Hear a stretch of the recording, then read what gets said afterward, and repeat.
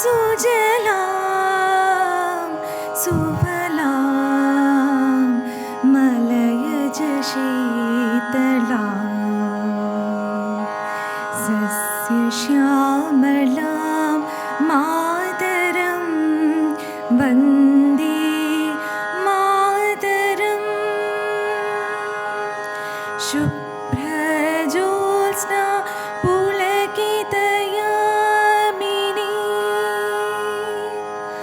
भुल्लकुसुमित द्रुमदलशोभिनी सुहासिनी सुमधुरभाषिणी सुखदां वरदां मातरं वन्दे मातरं वन्दे मातरं वन्दे मातरम्। भारत माता की जय। Honorable Minister for Home and Cooperation, Manya Amit Shah ji. I welcome all of you for this conclave, the New India, a New Kerala. The relevance of this conclave is immense, as it serves as a powerful platform to fully integrate Kerala into the vision of Vikasit Bharat. Under the visionary leadership of Honorable Prime Minister Sri Narendra Modi ji, the nation is surging ahead, and now it is time for the God's own country, Kerala, to reach new heights in infrastructure, investment, employment, and holistic development. With the presence of Honorable Home Minister Sri Amit Shah ji, this dialogue will connect the people of Kerala with the benefits of central schemes, models of security and good governance, and vision for change in 2026, a historic step towards building a new, prosperous, and self-reliant Kerala. നവഭാരതം പുതിയ കേരളം. ഈ കോൺക്ലേവിൻ്റെ പ്രസക്തി അതീവ പ്രധാനമാണ്. കാരണം ഇത് കേരളത്തിൻ്റെ വികസിത ഭാരതത്തിൻ്റെ സങ്കല്പവുമായി പൂർണ്ണമായി ബന്ധിപ്പിക്കുന്ന ഒരു ശക്തമായ വേദിയാണ്. ബഹുമാനപ്പെട്ട പ്രധാനമന്ത്രി ശ്രീ നരേന്ദ്രമോദിജിയുടെ ദീർഘദർശിയായ നേതൃത്വത്തിൽ രാജ്യം അതിവേഗം മുന്നോട്ട് കുതിക്കുമ്പോൾ ഇത് ദൈവത്തിൻ്റെ സ്വന്തം നാട് ആയ കേരളത്തിനും ഒരു സമയമാണ്. അടിസ്ഥാന സൗകര്യങ്ങൾ, നിക്ഷേപം, തൊഴിൽ, സമഗ്ര വികസനം എന്നിവയുടെ പുതിയ ഉയരങ്ങൾ സ്പർശിക്കുവാൻ ബഹുമാനപ്പെട്ട ഹോം മിനിസ്റ്റർ ശ്രീ അമിത് ഷാജിയുടെ സാന്നിധ്യത്തിൽ ഈ സംവാദം കേരളത്തിലെ ജനങ്ങൾ കേന്ദ്ര സർക്കാരിൻ്റെ പദ്ധതികളുടെ പ്രയോജനം, സുരക്ഷയുടെയും നല്ല ഭരണത്തിൻ്റെയും മാതൃകകൾ, 2026 മാറ്റത്തിൻ്റെ ദർശനം എന്നിവയുമായി ബന്ധിപ്പിക്കപ്പെടുന്നു. ഒരു പുതിയ സമ്പന്നമായ ആത്മനിർഭര കേരളം രൂപീകരിക്കുന്നതിനായിട്ടുള്ള ഒരു ചരിത്രപരമായ കാൽവയ്പ്. माननीय केंद्रीय गृह मंत्री श्री अमित शाह जी का हार्दिक और जोरदार स्वागत. सुरक्षित, एकजुट और विकसित भारत के पीछे का टूट संकल्प. A warm and thunderous welcome to Honorable Union Minister Sri Amit Shah ji. The unwavering resolve behind a secure, united and developed Bharat. I now welcome all of you, the dignitaries, the invitees, and the delegates who are attending this conclave.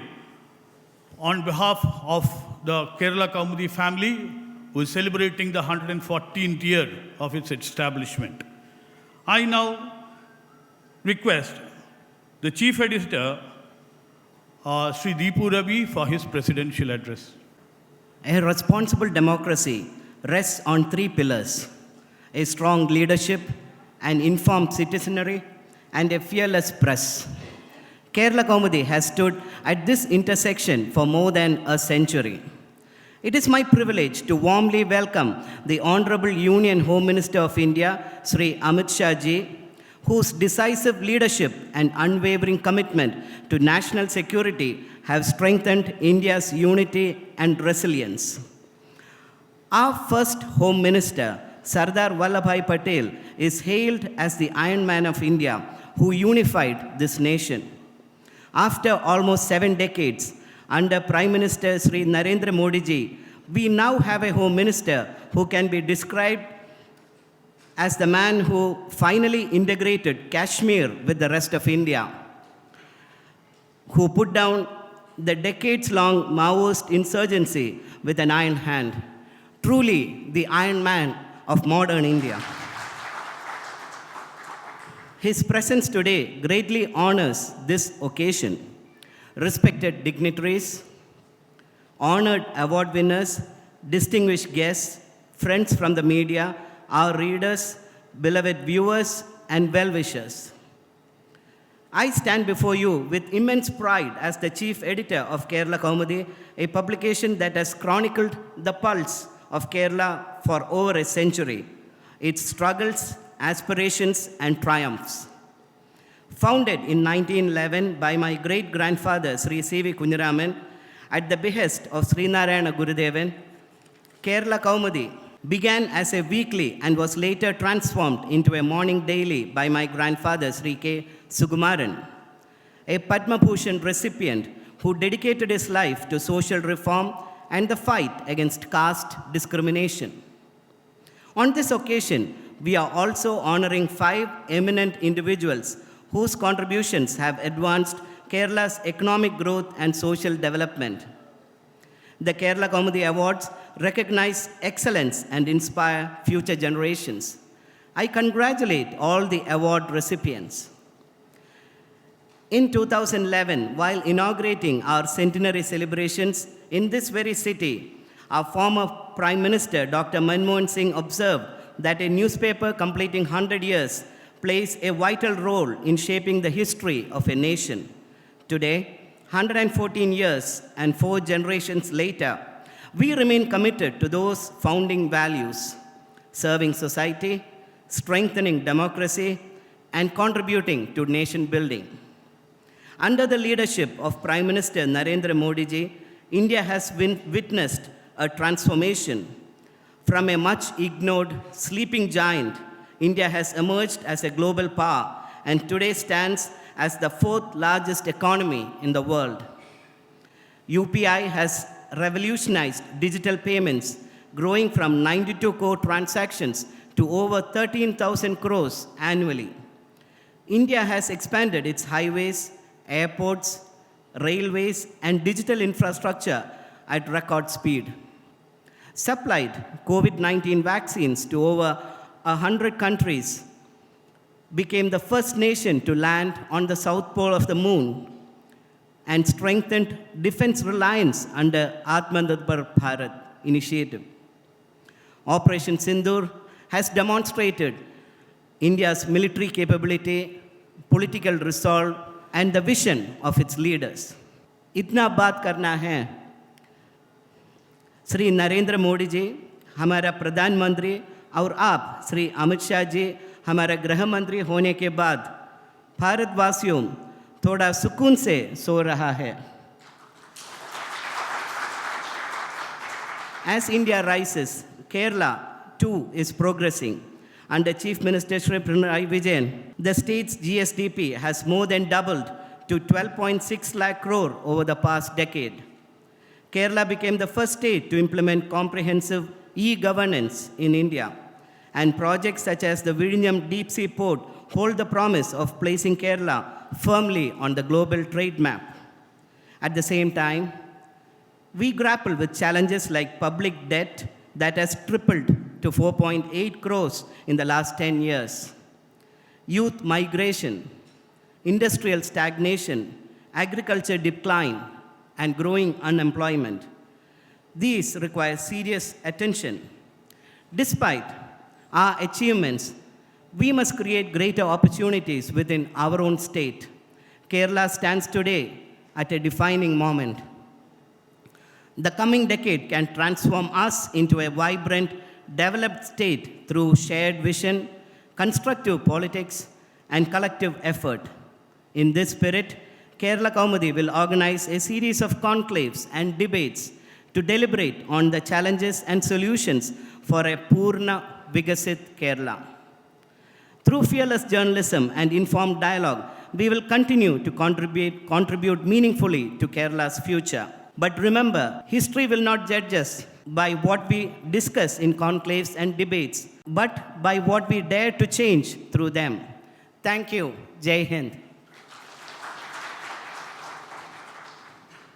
Thank you, Deepu, for that excellent presidential address. And I now request our beloved Home Minister Amit Shah ji to light the traditional lamp, Deepa Prachulan.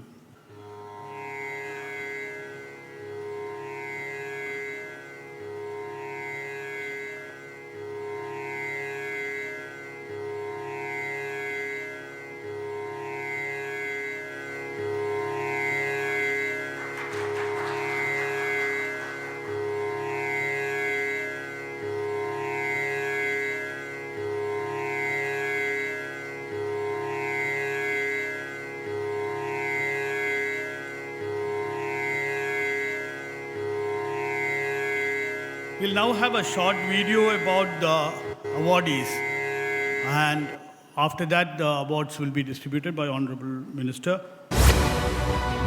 Mr. R. Nadarajan, Managing Director, Kannan Handlooms. Established 104 years ago at Balaramapuram, the land of handlooms in Thiruvananthapuram, Kannan Handlooms is a pioneer in the industry.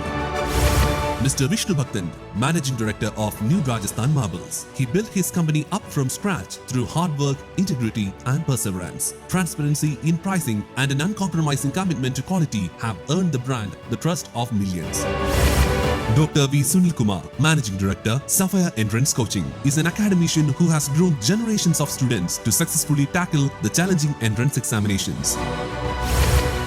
Dr. Amal Shankar P. is a medical professional and entrepreneur who balances the clinical expertise with executive leadership in the healthcare and retail sectors. He is the founder and managing director of the medical startup Madura Medipark and the director of Omega Jewelers, a high-end retail brand. Mr. Roy Christie, Managing Director, Rinergy Systems Private Limited. Mr. Roy Christie established the solar company with the founding mission of expanding the reach and scope of clean renewable energy, thereby ensuring a sustainable future for generations to come. I'll now call upon the names of the awardees. Kindly line up and receive your awards from Honorable Minister Sri Amit Shah ji. Sri R. Natarajan, Managing Director, Kannan Handlooms.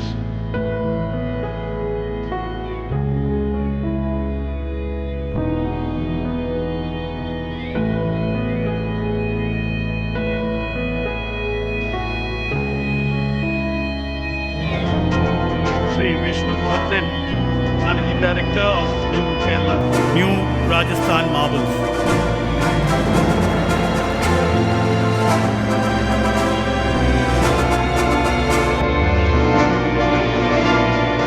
Dr. V. Sunil Kumar, Managing Director, Sapphire Group.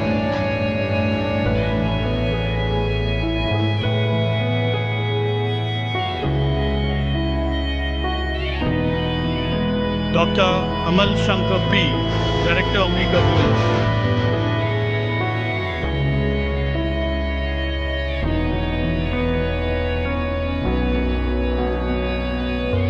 Sri Roy Christie, Managing Director, Rinergy Systems Private Limited. Sri Roy Christie.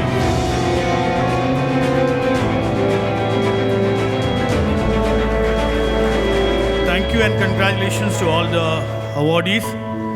And I now request the Chief Editor of Kerala Kaumudi to kindly present a memento and adorn him with a shawl to Honorable Minister Sri Amit Shah.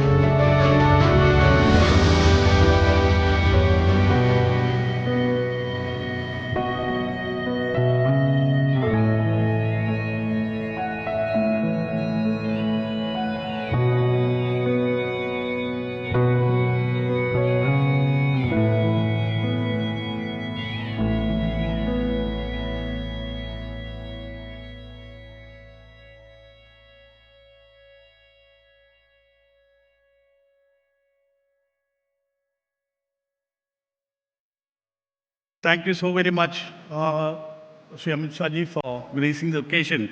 And then I request you you to kindly deliver your inaugural address. आज के कार्यक्रम में मंच पर उपस्थित श्रीमान दीपू रवि जी, मेरे साथ यहाँ आए हुए भारतीय जनता पार्टी के प्रदेश अध्यक्ष श्रीमान राजीव चंद्रशेखर जी, श्री वी मुरलीधरन जी और हमारे प्रभारी श्रीमान प्रकाश जावड़ेकर जी, मैं सबसे पहले केरल कौमुदी का हृदयपूर्वक धन्यवाद करना चाहता हूं, क्योंकि आपने the new India a new Kerala ये थीम पर जो परिसंवाद है उसमें मुझे बोलने के लिए बुलाया है। एक्चुअल में मेरा एक छोटा सा कंप्लेन भी है कि आपने हमारा ही थीम केरल कौमुदी के थीम के नाते उठा लिया है। The new India a new Kerala एक कंसेप्ट हमारे प्रधानमंत्री जी ने विकसित भारत की कल्पना में रखा है। विकसित भारत की संकल्पना विकसित केरल से होकर जाती है। विकसित भारत का मतलब है भारत का हर राज्य अपने ऑप्टिमम पोटेंशियल के साथ विकसित हो, और विकसित राज्य की कल्पना है, मतलब विकसित केरल की कल्पना है। विकसित केरल, सुरक्षित केरल और सबकी आस्थाओं का सम्मान करने वाला, आस्थाओं को सुरक्षित रखने वाला केरल। तीन पहलू, एक डेवलपमेंट जिसमें infrastructure, education, research and development, industrial development और व्यक्ति की खुद की पर्सनल माली हालत, मतलब उसकी खुद की इनकम में बढ़ोतरी करना, ये सब मिलकर विकसित केरल बनता है। विकसित केरल में हर नागरिक की सुरक्षा की भी चिंता होनी चाहिए, वो सुरक्षित केरल बनता है। और हर प्रकार के विश्वास का, चाहे वो कोई भी धर्म, कोई भी संप्रदाय से हो, अपने विश्वास का संरक्षण होना चाहिए, इसकी आस्था का संरक्षण होना चाहिए। ये तीन मिलाकर विकसित केरल मतलब न्यू केरल की रचना होती है।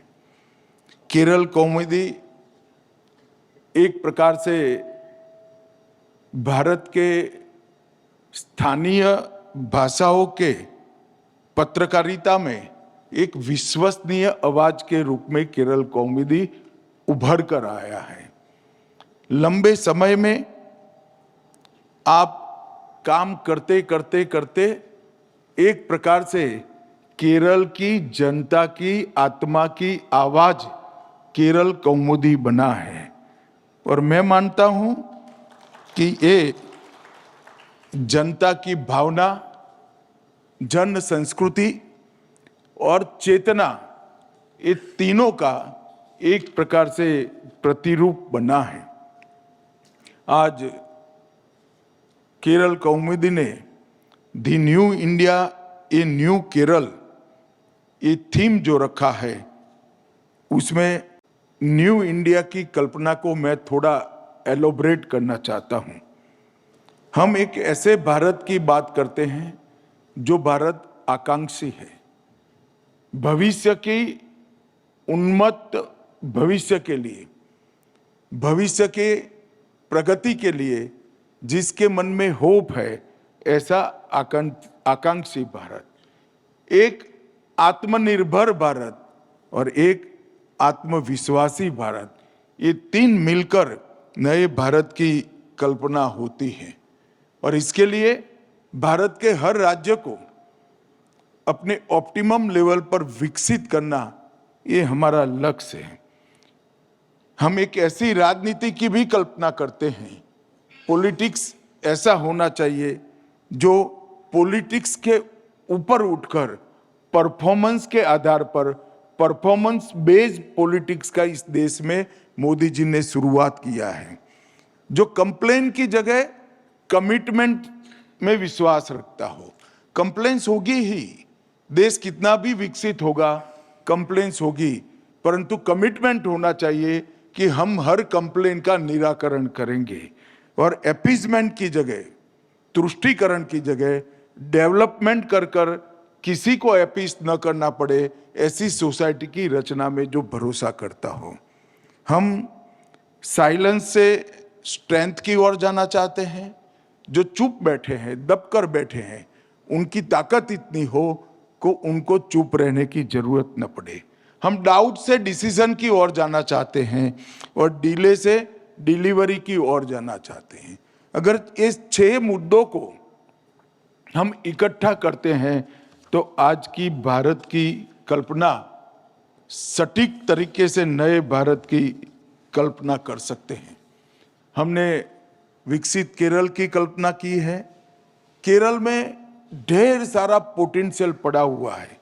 केरल की संस्कृति, केरल का साहित्य और केरल का एजुकेशन के प्रति लगाव, ये पूरे भारतवर्ष में केरल को टॉप का राज्य बनाता है। इसमें पूरे भारत का विश्वास है। यहाँ पर आयुर्वेद से लेकर आईटी तक, स्पोर्ट्स से लेकर स्टार्टअप तक और बैकवाटर से लेकर बौद्धिक विमर्श तक, इंटेलेक्चुअल डिस्कशन तक, ये सब जगह में केरल ने पूरे भारत में बेस्ट परफॉर्म किया है और केरल में ढेर सारा पोटेंशियल पड़ा है। मगर यहाँ पर एलडीएफ, यूडीएफ, यूडीएफ, एलडीएफ, फिर एलडीएफ, यूडीएफ, ये जो क्रम चला है उसने पॉलिटिक्स में एक प्रकार की स्टैग्नेंसी, स्थगितता लाने का काम किया है। ये दोनों लोग, दोनों गठबंधन सुनिश्चित है, या तो हम करेंगे या वो करेंगे। अब केरल में अभी अभी जो लोकल बॉडीज के चुनाव हुआ उसने पूरा परिदृश्य बदल दिया है। मैं केरल की जनता को अपील करने आया हूं, एक नए विचार का, नए ब्लड का और नए प्रकार के पॉलिटिक्स की केरल को जरूरत है, जो केवल और केवल भारतीय जनता पार्टी और एनडीए ही दे सकता है। नरेंद्र मोदी जी के नेतृत्व में हम विकसित केरल की कल्पना बहुत अच्छे से कर सकते हैं।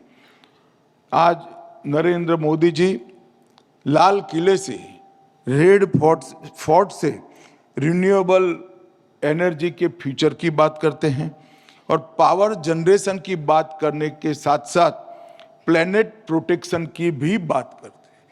इतनी डाइवर्स डेवलपमेंट की कल्पना शायद ही किसी नेता ने भारत में लेकर आया और एक नया आत्मविश्वास जगाने का काम किया। और इसी का परिणाम है कि हम 11 साल में आज दुनिया चकाचौंध होकर देख रही है, ऐसा भारत बना पाए हैं। मैं 2014 की बात करता हूं। 2014 में हम दुनिया की 11वें नंबर की इकोनॉमी थे। इकोनॉमी के टेबल में हम 11th प्लेस पर थे। सिर्फ 11 वर्ष में हम 11th प्लेस से आज दुनिया की 4th लार्जेस्ट इकोनॉमी बन चुके हैं। और आप लोग 4th लार्जेस्ट में तालियां बजाते हैं, हर्ष करते हैं, मगर 2027 दिसंबर के पहले हम दुनिया की 3rd लार्जेस्ट इकोनॉमी बने। और सिर्फ इकोनॉमिकल डेवलपमेंट नहीं हुआ, इसके साथ साथ इंफ्रास्ट्रक्चर में लगभग ये परसेंटेज का आधार ढूंढना बड़ा दिक्कत है, मगर किसी युवा ने ढूंढकर एक फॉर्मूला बनाया है, 610% इंफ्रास्ट्रक्चर को बढ़ाया है। और आज दुनिया में जितने भी डिजिटल ट्रांजैक्शन होते हैं उसमें 50% डिजिटल ट्रांजैक्शन अकेले भारत में होते हैं, इंडिया में होते हैं। ये बताता है कि हमने 2014 से 25 तक 11 साल में कितना अचीव किया है। हमने 11 साल में 60 करोड़ गरीबों के लिए, 60 करोड़ गरीबों के लिए उनको घर दिया, घर में गैस दिया, उनको पीने का पानी दिया, बिजली दी है, 5 किलो फ्री ऑफ कॉस्ट अनाज दिया है और 5 लाख तक का स्वास्थ्य का पूरा खर्चा आज भारत सरकार उठा रही है। तो एक प्रकार से 60 करोड़ गरीबों के जीवन में वो जो लोग 2 पीढ़ी से संघर्ष कर रहे थे जिस चीज के लिए, वो सारा काम नरेंद्र मोदी जी ने 11 साल में समाप्त कर दिया और एक 10 साल के अंदर ही 27 करोड़ लोग गरीबी रेखा से ऊपर आ चुके हैं। सिर्फ इंफ्रास्ट्रक्चर का विकास नहीं हुआ, सिर्फ भारत मैन्युफैक्चरिंग का हब नहीं बना, सिर्फ भारत ने हर प्रकार के मैन्युफैक्चरिंग के लिए PLI स्कीम लाकर इन्वेस्टमेंट नहीं लाया है, सबसे ज्यादा FDI हम नहीं लाए, एक्सपोर्ट को अब तक सबसे ऊंचे स्तर पर सिर्फ नहीं ले गए हैं, हमने 27 करोड़ लोगों को गरीबी की रेखा के ऊपर ले जाने का काम किया है। मैं मानता हूं कि ये भारत के कंप्लीट डेवलपमेंट का मॉडल है। हमने कई प्रकार के अनेक प्रयोग कर कर इसको सिद्ध किया है। आज स्पेस के अंदर भारत का दबदबा है, आज स्टार्टअप के क्षेत्र में भारत का दबदबा है, R&D के 35 सेगमेंट में से 15 सेगमेंट में हम 1 से 4 में खड़े हैं और बाकी सभी सेगमेंट में 1 to 10 है और 10 साल पहले R&D में एक भी सेगमेंट में हम 1 से 5 में नहीं थे। ये बहुत बड़ा अचीवमेंट है जो बताता है कि फ्यूचर भारत का है। सबसे ज्यादा पेटेंट रजिस्टर करने वाला कोई एक देश बना है 10 साल में एवरेज, तो वो हमारा भारत बना है। पेटेंट का रजिस्ट्रेशन का मतलब यहाँ बैठे हुए सारे लोग समझ रहे हैं, यहाँ R&D हो रहा है और फ्यूचर भारत की रजिस्टर्ड पेटेंट्स का है। वो आज पूरी दुनिया इसको महसूस कर रही है, इसको फील कर रही है। मित्रों, जब मैं कहता हूं कि अगली बार NDA की गवर्नमेंट आएगी, भारतीय जनता पार्टी की गवर्नमेंट आएगी, तब आपके मन में डाउट आना बहुत स्वाभाविक है कि कैसे आएगी, स्वाभाविक है। मगर मैं 15 साल का था तब से इलेक्टोरल स्टैटिस्टिक का स्टूडेंट रहा हूं। 15 साल से मैं देश भर में जितने चुनाव हुए उसके चुनावी आंकड़ों को, इलेक्टोरल स्टैटिस्टिक को एनालिसिस करने की आदत मैंने डाली है। मैं आपको कुछ बताना चाहता हूं। इन 2014 लोकसभा इलेक्शन भारतीय जनता पार्टी को 11% वोट मिला, 11% वोट, केरल की बात कर रहा हूं मैं। इन 2019 लोकसभा इलेक्शन केरल में NDA को 16% वोट मिला, 11 to 16%। 2024 लोकसभा इलेक्शन में हम 16% से इंक्रीज होकर हम 20% तक पहुंचे हैं। और देश भर की डेमोक्रेटिक पॉलिटिक्स का हिस्ट्री होता है, जो 20% का थ्रेश पार कर लेता है, 20% का लेवल पार कर लेता है, उसको 40% तक पहुंचने में 5 साल नहीं लगते हैं, वो जंप लगाकर 20 to 40 जाता है। और इस लोकल बॉडी इलेक्शन में हमने एक एक्सपेरिमेंट करा था कि हम सभी जगह पे भारतीय जनता पार्टी के सिंबल पर चुनाव लड़ेंगे, NDA के सिंबल पर चुनाव लड़ेंगे। और परिणाम देखिए, तिरुवनंतपुरम में पहली बार आज भारतीय जनता पार्टी का मेयर बैठा है और ये बहुत बड़ा परिवर्तन है। हमने देश में कई चुनाव ऐसे लड़े हैं, जैसे मैं आपको बताना चाहता हूं। आसाम में हमारी 3 असेंबली सीट थी, पूर्ण बहुमत की सरकार 5 साल के बाद बनी। त्रिपुरा में हमारी एक भी सीट नहीं थी, भारतीय जनता पार्टी की पूर्ण बहुमत की सरकार बनी क्योंकि हमें ऑर्गेनाइजेशन को एक्सपांड किया। मणिपुर में हमारी एक भी सीट नहीं थी, मगर भारतीय जनता पार्टी की पूर्ण बहुमत की सरकार बनी और ये सभी पूर्ण बहुमत की सरकार बार बार चुनकर आई है, 2 बार 3 बार चुनकर आई है। और यहाँ पर तो हमारे पास अच्छा खासा 20% का एक बेस बना है और इस बार ग्रामीण केरल में भी हमें अच्छा प्रतिसाद मिला है और हम एक नारा लेकर केरल की जनता के सामने गए हैं, विकसित केरल, सुरक्षित केरल और सभी की आस्थाओं का सम्मान करने वाला केरल, जो केरल जैसी डाइवर्स सोसाइटी के लिए बहुत महत्वपूर्ण है। जब अपीसमेंट होता है, तुष्टीकरण होता है, तो आप किसी के लिए अपीसमेंट करते ही दूसरे को अन्याय कर देते हो और हम वो पार्टी है जो अपीसमेंट में नहीं मानती है, सभी के साथ न्याय करती है।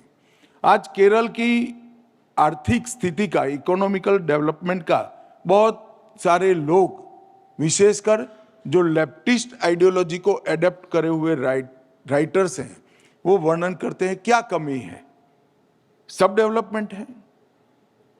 मगर मैं बहुत ब्लंटली आज कहना चाहता हूं, समग्र केरल के विकास की चिंता करे, मतलब केरल के हर नागरिक के विकास की चिंता करे, तो रेमिटेंस बेस्ड इकोनॉमी केरल का भला नहीं कर सकती। रेमिटेंस जो आ रहा है उसका मैं स्वागत करता हूं और बढ़ना चाहिए, परंतु इससे केरल का हर नागरिक का विकास नहीं हो सकता है। जिनके परिवार में से कोई विदेश में नहीं है, उनका क्या होगा?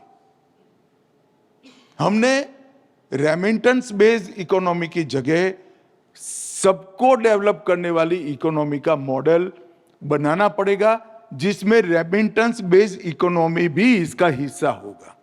रेमिटेंस को कम नहीं करना है, परंतु और भी एवेन्यू खड़े करने पड़ेंगे। टूरिज्म के पोटेंशियल को एक्सप्लोर करना पड़ेगा। केरल के अंदर जो एजुकेशन का लेवल है उसको भी एक्सप्लोर करना पड़ेगा। केरल के अंदर दरियाई व्यापार का जो पोटेंशियल पड़ा है उसको 100% एक्सप्लोर करना पड़ेगा। केरल का आयुर्वेद, केरल की औषधियाँ और केरल के मसाले वो वैश्विक आकर्षण का केंद्र है, उसको हमें एक्सप्लोर करना पड़ेगा। और केरल के अंदर डेटा स्टोरेज से लेकर आईटी से लेकर सेमीकंडक्टर तक के ढेर सारे ऐसी इंडस्ट्रीज जिसमें भूमि की ज़्यादा ज़रूरत नहीं है, जहां आईक्यू की ज़रूरत है, वो केरल में हमें डेवलप करना पड़ेगा। सिर्फ रेमिटेंस बेस्ड इकोनॉमी केरल का भला नहीं कर सकती। रेमिटेंस बेस्ड इकोनॉमी को भी इंक्रीज करते हुए एक कंप्लीट और इंक्लूसिव डेवलपमेंट का मॉडल केरल ने एडॉप्ट करना पड़ेगा, जो केरल को आगे ले जाएगा और केरल के हर नागरिक के लिए ये मॉडल डेवलपमेंट की अपॉर्चुनिटी लेकर आएगा। डेवलपमेंट का मॉडल ऐसा होना चाहिए जिसमें हर नागरिक को अपनी प्रतिबिंब दिखाई पड़े। हर नागरिक के लिए इसके अंदर स्थान हो, थिंकिंग हो। जो हो गया है उसको कम नहीं करना है, बढ़ाना है, मगर जो छूट गया है इसको भी लेकर आगे बढ़ना है। वो भारतीय जनता पार्टी का मॉडल है और यही हमारे विकसित केरलम का एक नींव है। मित्रों, हम सुरक्षित केरल भी चाहते हैं।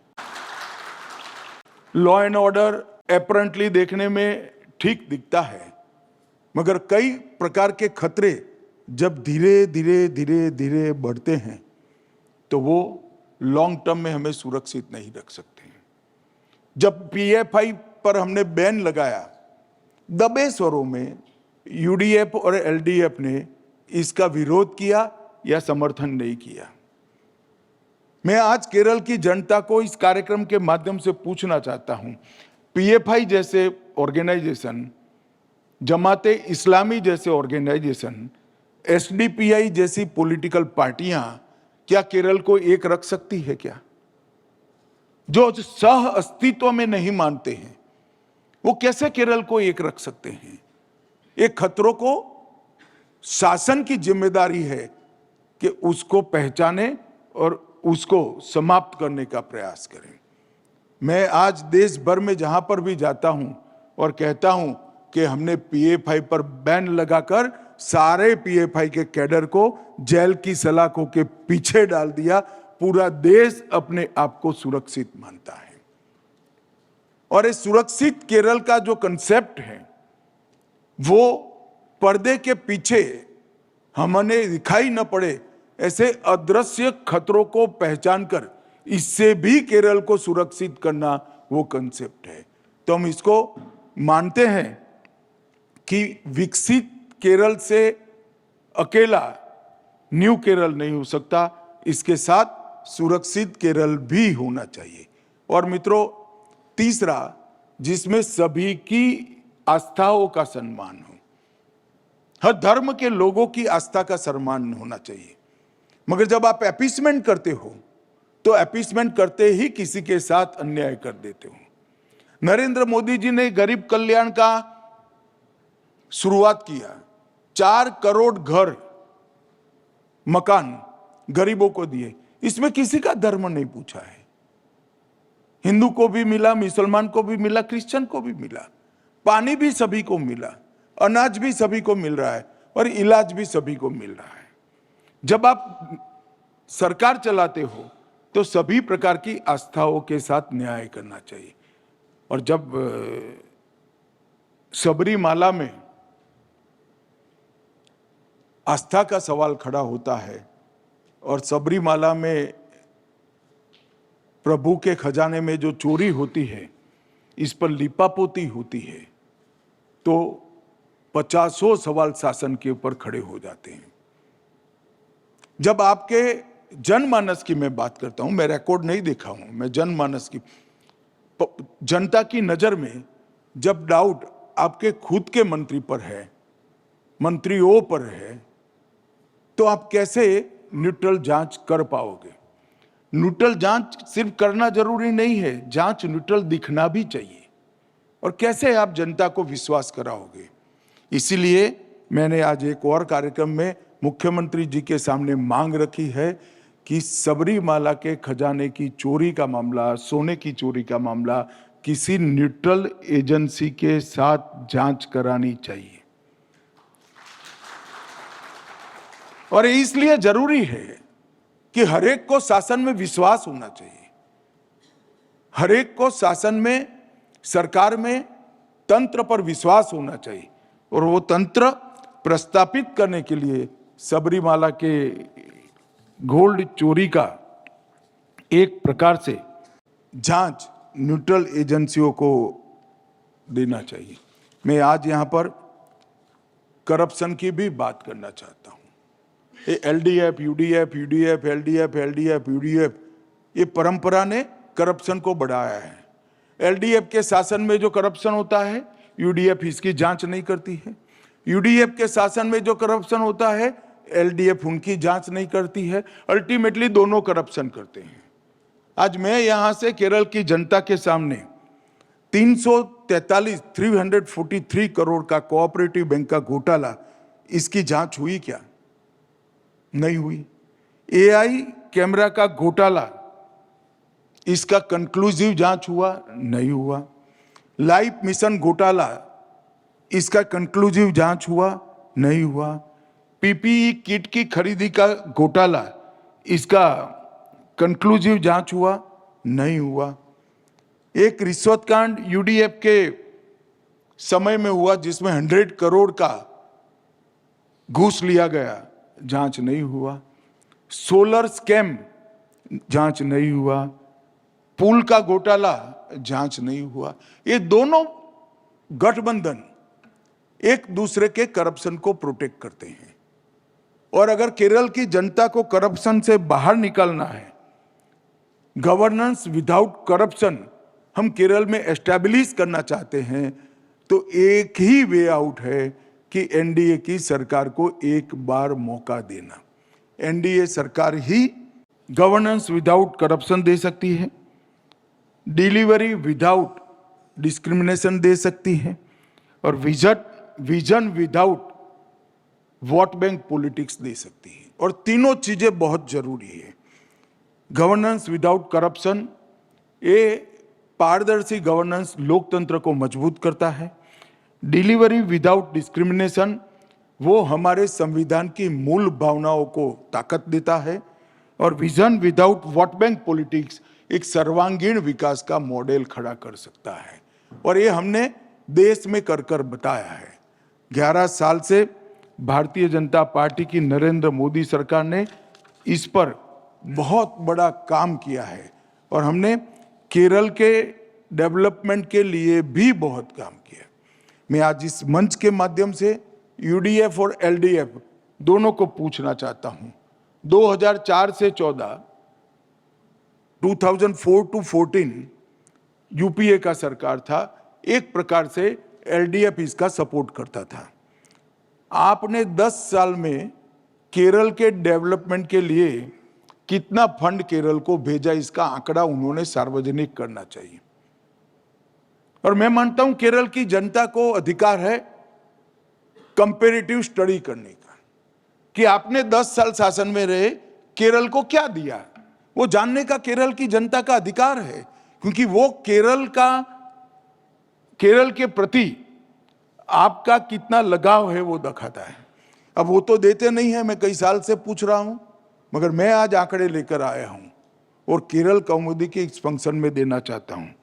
2004 टू 14 72,000 करोड़ रुपया यूपीए सरकार ने दिया, 72,000 करोड़ रुपए। और 2040 टू 24 अगेंस्ट 72,000 3,23,000 करोड़ रुपया नरेंद्र मोदी जी ने एनडीए सरकार ने भेजा, जबकि हमारी यहां सरकार नहीं है, यह एनडीए पावर में नहीं है। फिर भी पिनराई विजयन कहते हैं कि हमें अन्याय हो रहा है। पिनराई विजय जी, अन्याय केरल को आपके शासन में होता था, हमारे शासन में नहीं होता था। आपने सिर्फ 74,000 करोड़ दिया था, हमने 72,000 करोड़ की जगह 3,23,000 करोड़ दिया है। अदर देन 3,23,000 करोड़ हमने 22,000 करोड़ रुपीस इंफ्रास्ट्रक्चर डेवलपमेंट में दिया, 4,000 crore rupees road development, 15,000 crore rupees railway के लिए और 3,000 करोड़ रुपीस एयरपोर्ट के लिए। ये 22,000 करोड़ हमने अलग दिया है अर्बन डेवलपमेंट के लिए। अलापुजा, कन्नूर, कोची, कोल्लम, कोझिकोड, पलक्कड़, तिरुवनंतपुरम, त्रिशूर और गुरुवायूर अमृत योजना के तहत इसका अपग्रेडेशन करने का काम किया। तिरुवनंतपुरम और कोची दोनों को हमने स्मार्ट सिटी मिशन में लिया और जन विकास कार्यक्रम में लगभग 19 कम्युनिटी के इंफ्रास्ट्रक्चर प्रोजेक्ट्स को 130 करोड़ के फंड के साथ प्रधानमंत्री ने स्वयं हाथ में लिया है। आप डेवलपमेंट की बात करते हो और डेवलपमेंट के कारण हमें मोदी जी केरल के साथ अन्याय करे ऐसा फॉल्स नैरेटिव खड़ा करने का प्रयास कर रहे हो। मैं यहां पर पिनराई विजयन जी को कह कर जाता हूं, अगर मेरे आंकड़ों में कोई भी कमी है या गलती है तो कल आप जरूर करेक्ट करेगा, वरना आप एक्सेप्ट कर लीजिए कि केरल को अन्याय हमने नहीं, आपकी सरकार ने किया है। ये बात आपको एक्सेप्ट करनी चाहिए। और सार्वजनिक जीवन में पारदर्शिता होनी चाहिए। आप आरोप कर कर, एलिगेशन कर कर भाग नहीं सकते हो। मैं आपके आरोप का स्पेसिफिक जवाब लेकर आया हूं कि आपने 72,000 करोड़ दिया था और हमने 3,23,000 करोड़ प्लस 22,000 करोड़ और कई सारी स्कीम्स दी हैं। क्या जवाब दे सकते हैं आप? फिर भी अगर मेरे आंकड़े को आप झुठला सकते हो तो आप जरूर जवाब देना। और मैं आपको कहता हूं, आपकी प्रेस का जवाब हमारे राजीव चंद्रशेखर कल 4 बजे देंगे अगर आप करोगे तो। मगर मुझे विश्वास है कि राजीव चंद्रशेखर को प्रेस करने का मौका नहीं मिलेगा। पिनराई विजयन जी जवाब ही नहीं देने वाले। फॉल्स नैरेटिव खड़ा कर कर, फॉल्स एलिगेशन कर कर आप इस प्रकार का माहौल नहीं कर सकते। और मैं फिर से एक बार कहता हूं कि यूडीएफ एलडीएफ के चुंगाल से केरल को बाहर निकलने की जरूरत है। एक नया जोश, नई सोच और नए उत्साह के साथ भारतीय जनता पार्टी और एनडीए की टीम तैयार है। मोदी जी के नेतृत्व में हम विकसित केरलम के कंसेप्ट को लेकर आगे बढ़ गए हैं, जिसमें विकास भी होगा, सुरक्षा भी होगी और आस्थाओं का, विश्वास का सम्मान भी होगा। एक कंप्लीट डेवलपमेंट का जो मॉडल है, इसको केरल की जनता स्वीकार करेगी और इसी से न्यू केरल की रचना होगी। और न्यू केरल होगा तो ही न्यू भारत, विकसित केरल होगा तो ही विकसित भारत बन सकता है। ये मेरी फर्म बिलीफ है। फिर से एक बार केरल कौमुदी ने अब तक पत्रकारिता के लिए जो योगदान, रीजनल पत्रकारिता के लिए जो योगदान किया है, इसकी मैं बहुत मनपूर्वक प्रशंसा भी करता हूं, इसको एक्नॉलेज भी करता हूं और आपने मुझे मेरी बात रखने का मौका दिया, इसलिए आपका धन्यवाद भी करना चाहता हूं। धन्यवाद। Thank you, Honorable Minister, for that inspiring speech. And let me apologize for not having a translator, but we promise that there will be a translation made available to everybody here and also to the common public that they can understand better. I am sure that most of us have understood here, but we will certainly give a translation in the comings. Respected Honorable Minister for Home and Cooperation, Sri Amit Shah ji, Sri Deepu Ravi, Chief Editor of Kerala Kaumudi, distinguished guests, media friends, ladies and gentlemen. As we come to the close of this truly inspiring Kerala Kaumudi conclave team, the New India, a New Kerala, it is my happy privilege and distinct honor to propose a heartfelt vote of thanks on behalf of Kerala Kaumudi and all present here. First and the foremost, we extend our deepest gratitude to our esteemed chief guest, the Honorable Union Minister for Home and Cooperation, Sri Amit Shah ji, for the inaugural address that he delivered with grace, and for your august presence. Your visionary insights on security, good governance, and the path to a developed Kerala have truly illuminated our minds and strengthened our resolve towards a Vikasit Bharat that includes a prosperous Godson country. We are immensely thankful to Sri Deepu Ravi, Chief Editor of Kerala Kaumudi, for his inspiring presidential address and for conceptualizing this historic conclave as part of the Kerala Kaumudi's 114th anniversary celebrations. Our sincere thanks goes to Ms. Surabhi Krishna for the beautiful rendition of Vande Mataram, which set a divine tone to our technical team, media partners, hotel staff at Lemon Tree, and every member of the Kaumudi, Kerala Kaumudi family, Darshan Ravi, Joint Managing Director, Rajesh ji, and the whole of them who worked tirelessly behind the scenes to make this event a grand success. A special vote of thanks to Sri Rajiv Chandrasekhar ji for making this happen, and his team for the tireless efforts and leadership in making this historic Kerala Kaumudi conclave possible and bringing the Honorable Union Minister, Sri Amit Shah ji, to Thiruvananthapuram to inspire a new Kerala. A special word of appreciation to all the distinguished guests, Prakash Javadekar ji, Muralidharan ji, and all of you, the guests and delegates, the vibrant audience whose enthusiastic participation made today's discussions meaningful and memorable. As we carry forward the message of unity, progress, security, and holistic development, let us all commit to building a new Kerala as an integral part of New India. Kerala Kaumudi Conclave will continue with this initiative with a series, and I'm sure that you all will contribute towards it. Before I conclude, let me invite you all for a small high tea in the same hotel on the upstairs, and kindly join us for that. Once again, thank you. Jai Hind. Bharat Mata Ki Jai.